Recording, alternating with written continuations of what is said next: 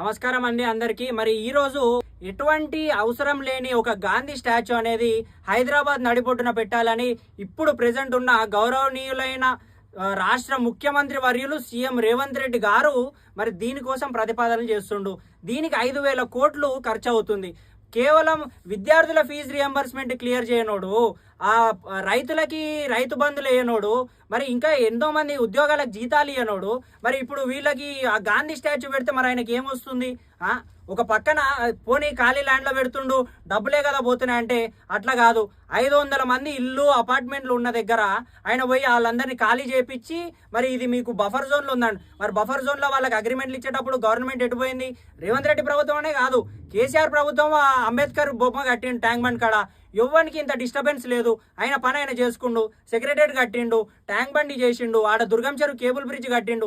ఇవన్నీ చేసినప్పుడు లేని బాధ నీకు కేవలం గాంధీ విగ్రహం పెట్టనీకి 500 మందిని ఇల్లు లేకుండా రోడ్ల మీదకి పంపిస్తావా?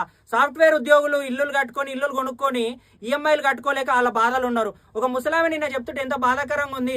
ఇదంతా ఏమవుతాయా? మరి ఒక 10 రూపాయలు పాయిజన్ బాటిల్ నీళ్ళలో కలుపు, మేమందరం చచ్చిపోతాం, వచ్చి ఇల్లులు కూడా కొట్టుకోండి. కొంచెం అన్న ఇంత షేమ్ఫుల్గా మరి తెలంగాణ రాష్ట్రంలో మరి రీసెంట్గా కర్మన్ఘట్టు హనుమాన్ టెంపుల్ దగ్గర చూసుకున్నట్టయితే వాళ్ళకి ఇదంతా దేవాదాయ శాఖ ల్యాండ్ ఉంది. మరి ఆ దేవాదాయ శాఖ ల్యాండ్ ఉన్నప్పుడు ఎవడు ఇల్లు ఇవ్వమన్నాడు, ఎవడు రిజిస్ట్రేషన్ చేసుకోమన్నాడు? 15-20 సంవత్సరాల నుంచి అక్కడ ఉంటున్న వాళ్ళని నిలగొట్టి ఇప్పుడు ఇది దేవాదాయ శాఖ అంటే మరి అంతకుముందు ఏం చేసింది? అంతకుముందు ఎన్ఫోర్స్మెంట్ డిపార్ట్మెంట్ ఏం చేసింది?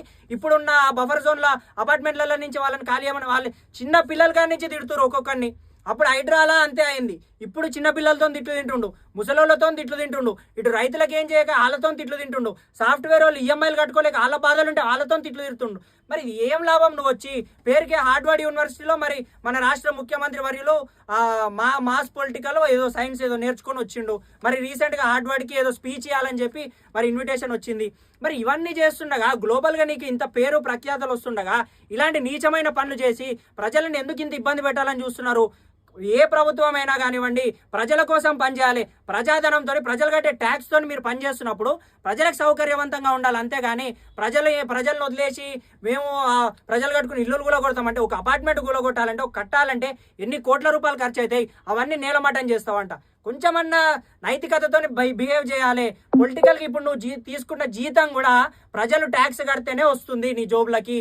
కాబట్టి ప్రజల సొమ్మును తింటున్నావు కాబట్టి కాంగ్రెస్ ప్రభుత్వం తింటుంది, ఇంతకుముందు బీఆర్ఎస్ ప్రభుత్వం తిన్నది కాబట్టి ఎవ్వరికి ఎటువంటి ఇబ్బందులు లేకుండా ఏమన్నా అభివృద్ధి ఉంటే చేయి. ఇప్పుడు మూసి ప్రక్షాళన అన్నావు, అదే 5,000 కోట్లతోని మొత్తం మూసి రివర్ క్లీన్ చేపి దోమలు లేకుండా చేపి మరి అదే గాంధీ స్టాచ్యూ కడితే ఏమొస్తుంది నీకు?